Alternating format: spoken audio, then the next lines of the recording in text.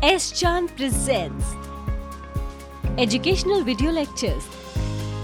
Difficult concepts made easy. Study anywhere, anytime. Welcome to S. Chand Academy, and I am Anmol Bhatia. We are doing the course Business Mathematics.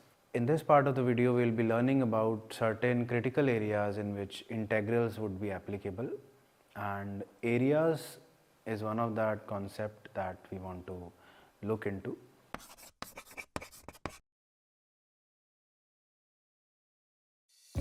If you want to study this topic in detail, refer to these books from S. Chand Publishing and Vikas Publishing House.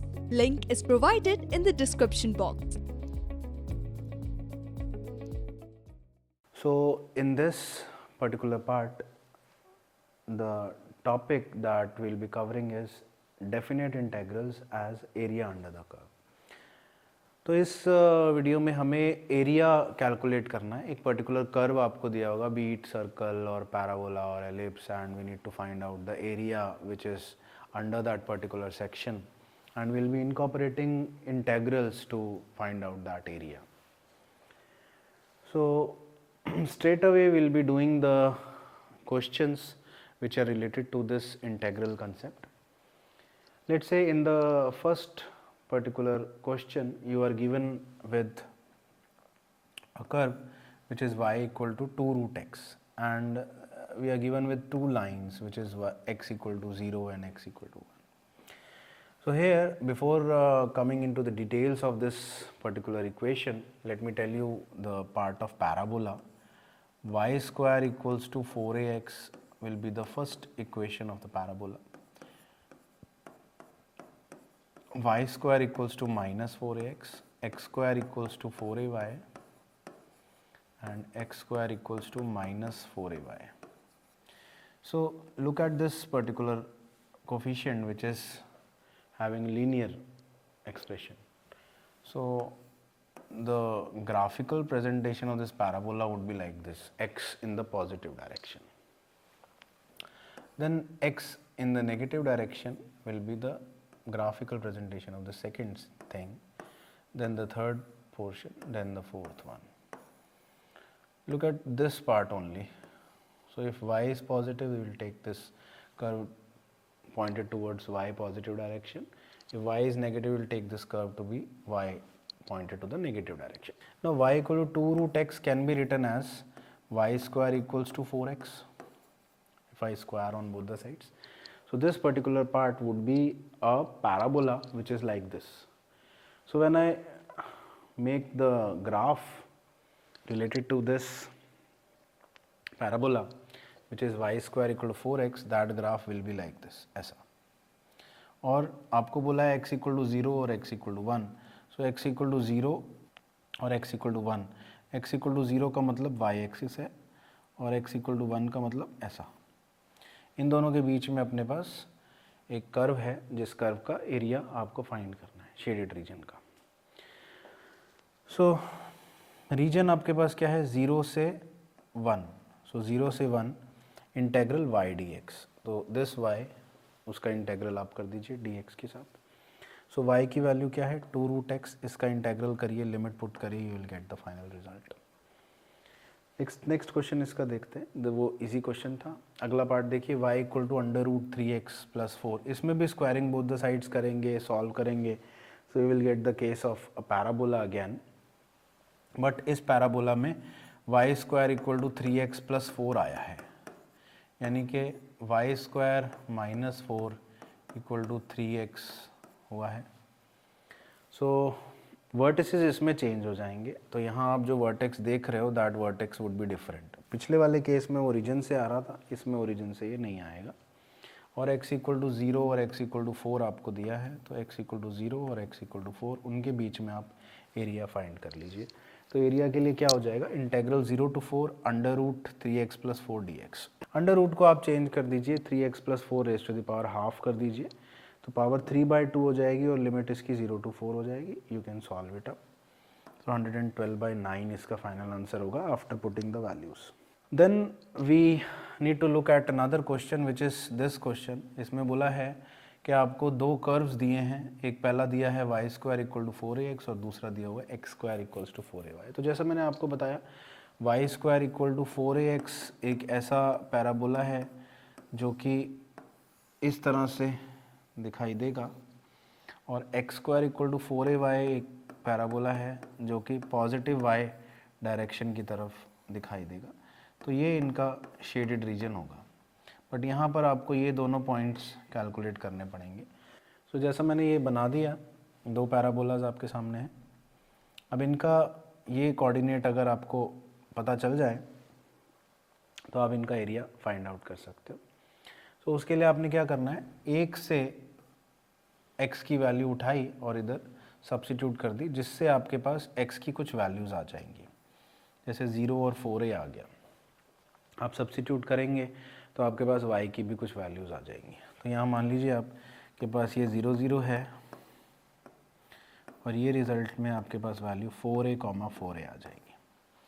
तो इसका area calculate करने का process क्या है, क्योंकि ये दो curves हैं तो आपके पास 0 to 4a होगा।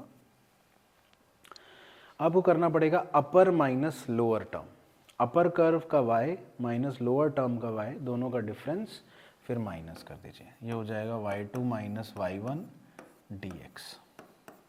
पहले वाले से y, अपर वाले से y निकाला, लोअर वाले से y निकाला।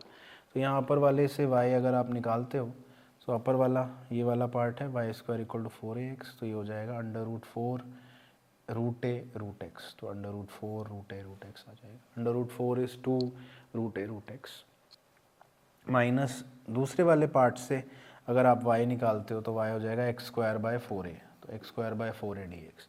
फिर आप इंटेग्रल कर लीजिए, लिमिट सब्स्टिट्यूट कर लीजिए, you will get a final result which is 16/3a square. Do not forget to write square units with the answer, because area is having the unit of square units, maybe centimeter square or meter square, because the units are not mentioned, so we would be particular about it and we would be writing square units for it. Then there is another set, इसमें आप ये देखिए आपको बोला है एक parabola और एक स्ट्रेट लाइन का मेंशन किया है।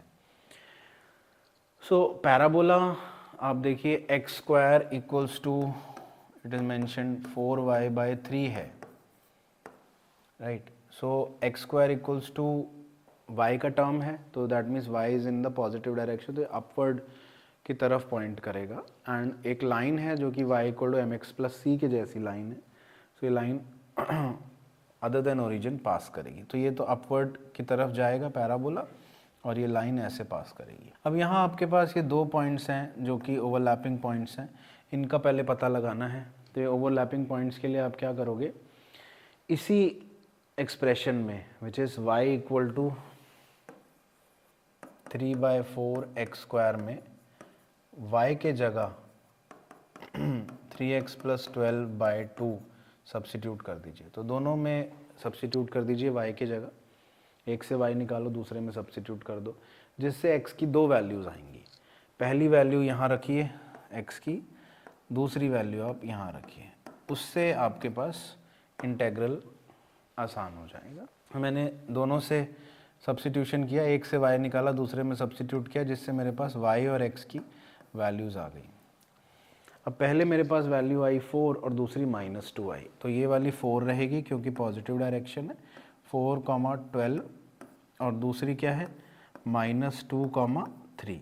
अब जब मैं लिमिट करूँगा तो लिमिट मेरी -2 से 4 तक हो जाएगी। बट यहाँ मुझे क्या करना पड़ेगा, I have this trapezium here, अपने पास पूरा ट्रेपीजियम है, इस ट्रेपीजियम का एरिया आप निकाल लीजिए, उसमें से पैराबोला का एरिया माइनस कर लीजिए।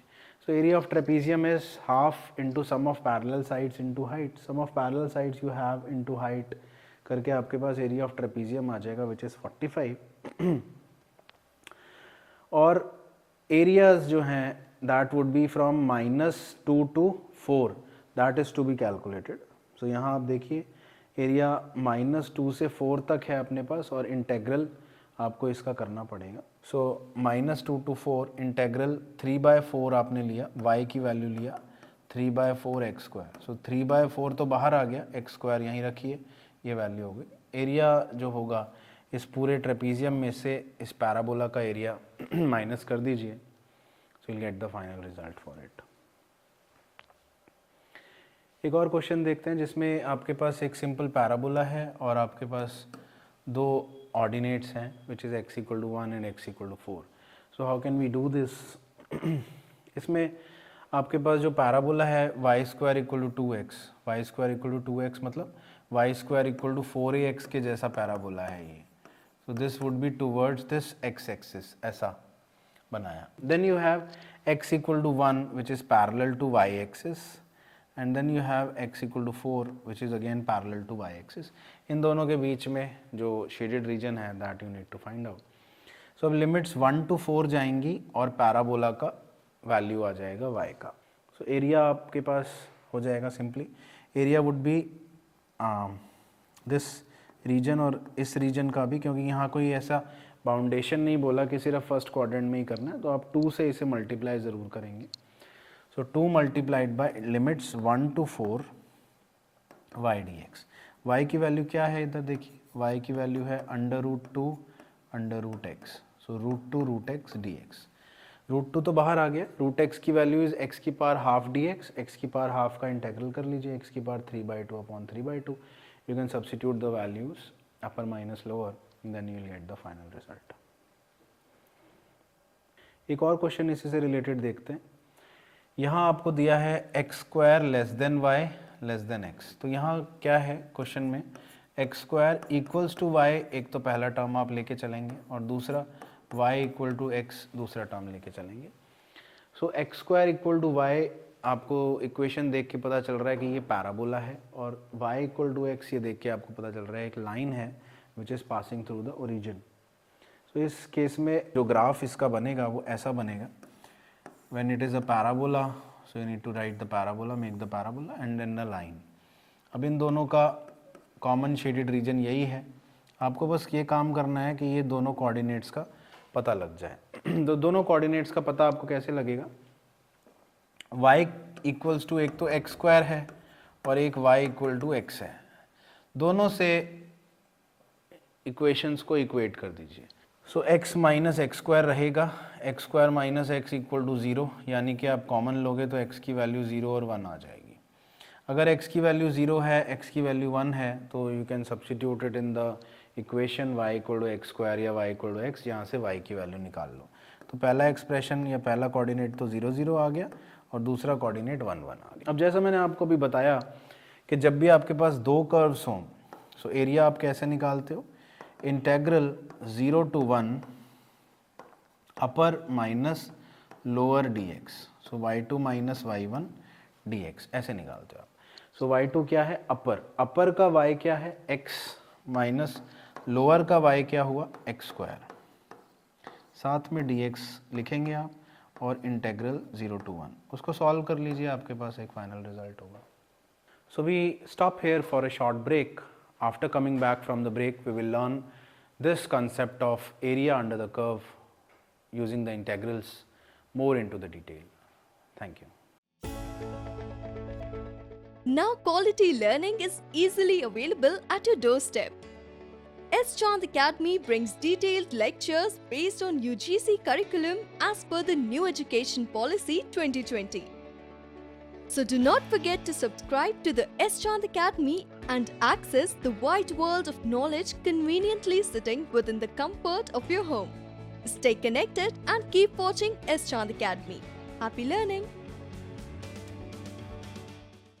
Welcome back to S. Chand Academy. So far we have learned the concept of definite integrals and used that concept in the application areas in which we determine the area of different curves. Now we'll be moving deeper in this topic and we'll be learning that concept with the help of more such examples. So let us look at an example which is related to the same concept that we are doing. So it has x square equals less than equal to y less than equal to mod x. So after looking at this particular expression, we can see that the first equation will be y equal to x square and the second equation will be y equal to mod x. So y equal to mod x can be further broken into two equations, y equal to x and y equal to minus x.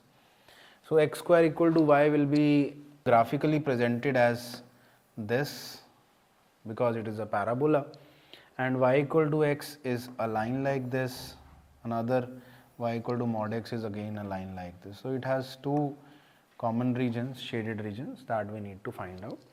So what is to be done?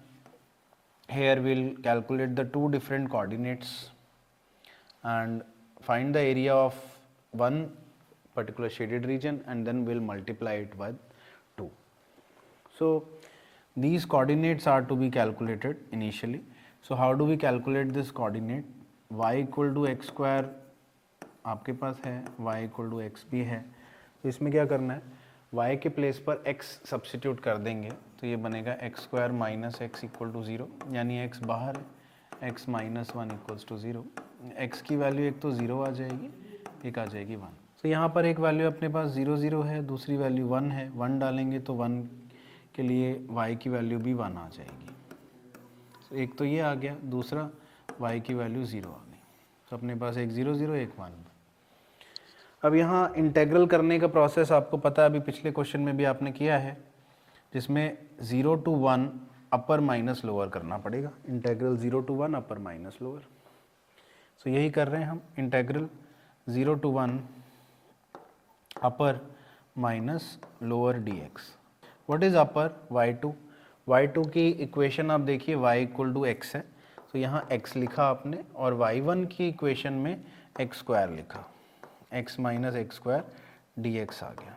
तो limit 0 to 1. तो यही same term आपने लिया, integral किया और value substitute करी, आपके पास एक फाइनल रिजल्ट हो जाएगा. उसके बाद का ये क्वेश्चन देखते हैं, जिसमें आपको बोला है कि you need to use integration to find the area of the region which is bounded by these lines particularly given. So पहली लाइन आपको दी है y equal to 2x plus 1, फिर दी है y equal to 3x plus 1, और तीसरा आपको दी है x equal to 4.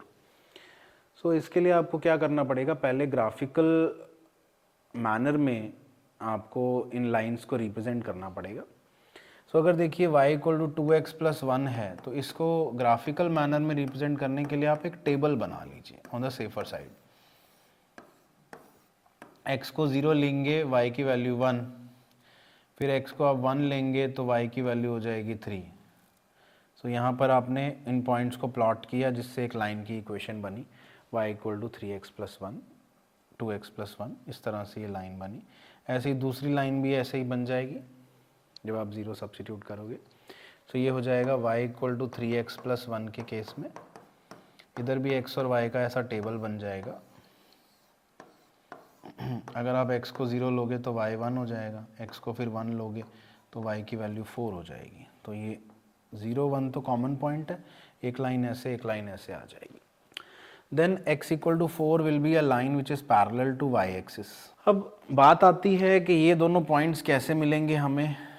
ये दोनों पॉइंट्स इसी लाइन की इक्वेशन में x के जगह 4 पुट करके मिलेंगे. तो इसी लाइन की इक्वेशन में x के जगह अगर आपने 4 पुट किया तो 4 इंटू 2 इज़ 8 प्लस 1 9, तो 4 कॉमा 9. फिर इसी लाइन की इक्वेशन में आपने x की जगह 4 डाला तो 4 से 12 प्लस 1 इज़ 13. x का पॉइंट वही रहेगा, 4 13 और 4 9. So you got all the coordinates and one shaded region out of these. अब इसका एरिया अगर आपको कैलकुलेट करना है तो आप कैसे कैलकुलेट करोगे, आप यही करोगे 0 to 4 के बीच में जो भी लाइंस आ रही हैं उन लाइंस को अपर माइनस लोअर कर लीजिए, क्योंकि दो कर्व्स हैं आपके पास. अपर कर्व आपको दिख रहा है 3x प्लस 1 है y का, तो 3x प्लस 1, और लोअर कर्व 2x प्लस 1 है. इन दोनों का इंटीग्रेशन आपको करना है.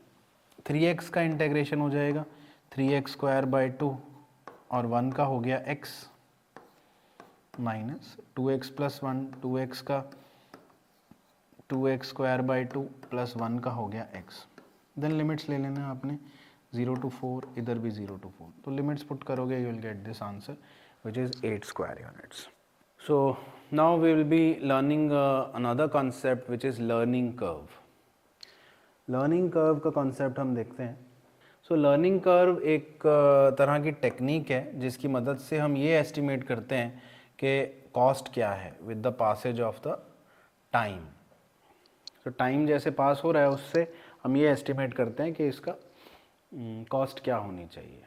सो जो टाइम का पासेज होता है ना जब, तो उससे क्या होता है कि प्रोडक्शन प्रोसेस जो है ना that becomes mature and it reaches to a steady state and it happens because we have to gain an experience with time, and time taken to produce one unit of the product steadily decreases and in the last it attains a stable value. So एक stable value आपको यहाँ मिलती है with the passage of time. इस learning curve का एक general expression होता है y equal to ax to the power minus b. इसमें a और b हम calculate कैसे करते हैं? a is defined as the first unit which is x equal to I पर या 1 पर, और b की वैल्यू हम ऐसे कैलकुलेट करते हैं b is equal to log learning rate upon log 2. Let's say learning rate is 60%, so we take this log of 60% upon log 2 and then उसके बाद आप लर्निंग कर्व कैलकुलेट करते हो integral a to b ax raise to the power a इसी formula से. तो ये एक दूसरी फॉर्म है लर्निंग कर्व की, इसी को हम डिस्कस करते हैं with the help of an example. अब जैसे इस क्वेश्चन में आप देखिए, the first batch of 10 dolls is produced in 30 hours. Determine the time taken to produce next 10 dolls and again next 20 dolls assuming 60% is the learning rate. So what happens here, you are given certain production capacity and certain learning rates of a production capacity, and what we need to find out, time taken to produce the first unit, that is to be calculated. So यहाँ ध्यान रखना आपको इस फॉर्मूले का, that the time taken to produce one batch will be previous time taken multiplied by the learning rate. जैसे previous time taken is 30 multiplied by the learning rate that is to be multiplied, so that time taken is to be calculated. अब यहाँ जो आपको दिया है that is the tabular presentation, वो भी question से ही देखकर हमने बनाना है. सबसे पहले आप इनिशियल सेट में देखिए, number of dolls produced are 0 and time taken is 0, तो कोई इंक्रीज नहीं है और एवरेज टाइम भी अपने पास नहीं है. अब आपको क्या दिया है, पहले बोला है first batch of 10 dolls. So 10 dolls are mentioned, first batch of 10 dolls, and that time taken is 30 hours. तो यहाँ total increase in time previous वाले condition से 30 है. So आप यहाँ देखो average time में total time और number of dolls का divide कर लो. So 30 divided by 10, या यहाँ आप देखिए total time और 10, total time is 30, 30 divided by 10 will be 3. So 3 आपके पास result आ गया average time का. उसके बाद आपको बोला है next 10 dolls. So next 10 dolls का मतलब नेक्स्ट 20 डॉल्स का मतलब बोला है. So time taken to produce the next 20 dolls is mention. So 20 आपने यहाँ लिया.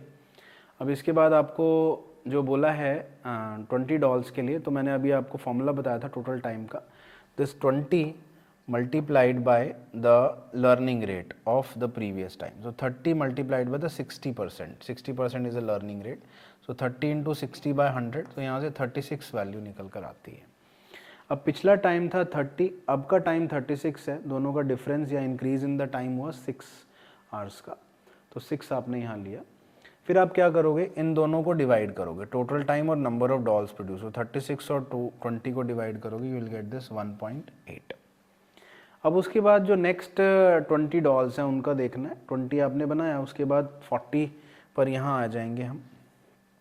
सो इस सिचुएशन में क्या होगा, 36 आपके पास है. अब यहाँ भी आप कितना इंक्रीमेंट देख रहे हो, 20 डॉल्स का इंक्रीमेंट देख रहे हो. तो 20 मल्टीप्लाइड बाय 36 का 60%. 60% इज़ योर लर्निंग रेट. सो 43.2 आपके पास आया. तो इन दोनों का आप डिफरेंस देखोगे. सो ये डिफरेंस 7.2 आएगा आपके पास. फिर आप ये टोटल टाइम और नंबर ऑफ डॉल्स को डिवाइड करोगे, तो you will get the average value of the time. अब यहाँ मैंने आपको भी पिछले केस में एक फॉर्मूला बताया था, and that formula is of calculating this b which is log learning rate upon log 2. तो वही फॉर्मूला आपने यहाँ अप्लाई करना है, बिकॉज हमें यहाँ फॉर्मूला या इक्वेशन अभी निकालनी है. तो that would be log of learning rate upon log 2. Log of learning rate अपने पास 60% है, तो 0.6 अपॉन लॉग 2, तो 0.7369 वैल्यू अपने पास आ जाएगी. इनिशियल वैल्यूज़ अपने पास क्या हैं, देखिए 10 और 30 हैं. सो x की वैल्यू 10, y की वैल्यू एवरेज टाइम की वैल्यू 3 है। सो x की वैल्यू 10, y की वैल्यू 3। सो अपने पास वो फॉर्मूला रहता है ना, y equal to a into x raise to the power minus b, a into x raise to the power minus b। So y की वैल्यू अपने पास 3 है, I have substituted 3, a remains a, x की value 10 हो गई into minus of 0.7369 because I have calculated here 0.7369। अब यहाँ से अगर हम इस इक्वेशन को सॉल्व करेंगे तो अपने पास a की वैल्यू आ जाएगी which is 16.32 on solving. So will get this estimated time taken to produce the first unit. तो estimated time taken to produce the first unit can be calculated from this particular expression. So इस particular example से आप क्या समझे, इससे आप ये समझे that we had a learning curve which is this 60% rate, and by using this particular learning rate we can estimate the time for the future productions। तो यहाँ पर अभी आपने कुछ डेटा सेट से ये देखा कि अब जो नया आप प्रोड्यूस करोगे उसका एवरेज टाइम क्या एक्सपेक्टेड होगा। This is a particular example of that particular case. एक और एग्जांपल से समझते हैं लर्निंग कर्व को। This is a shorter example. यहाँ बोला है because of the learning experience there is a reduction in the labour requirement in the firm.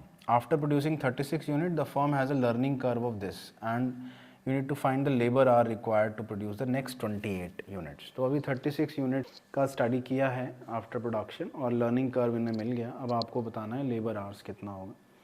तो simple you have that learning curve का एक integral equation. So you have this expression which is 1000 x raise to the power minus 0.5 dx, और आपको बोला क्या है 64 units, 36 से 64 units तक आपको रीच करना है। सो आप इसका अंदर वाले जो फंक्शन है उस अंदर वाले फंक्शन का इंटेग्रल आप कैलकुलेट करोगे। So 1000 is a constant term, x raise to the power minus 0.5 है, so minus 0.5 plus 1 over minus 0.5 plus 1।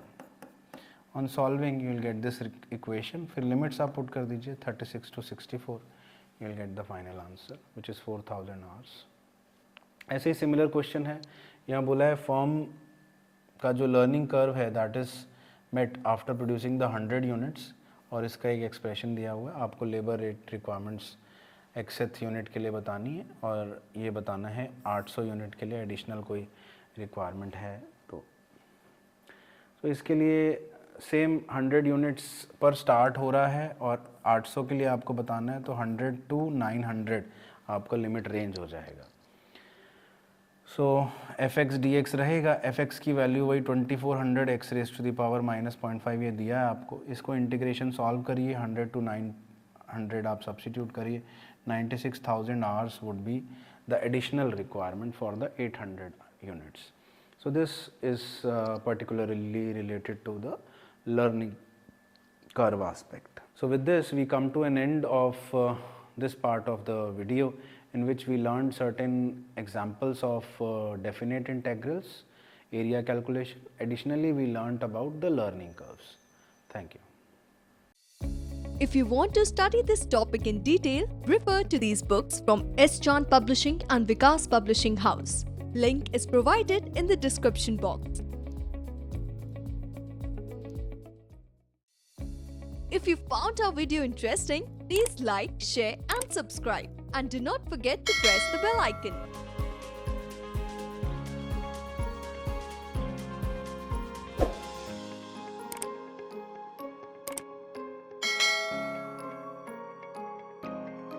All rights reserved. This video has been prepared for educational purposes only. No part of it may be reproduced or copied without the permission of the copyright holder.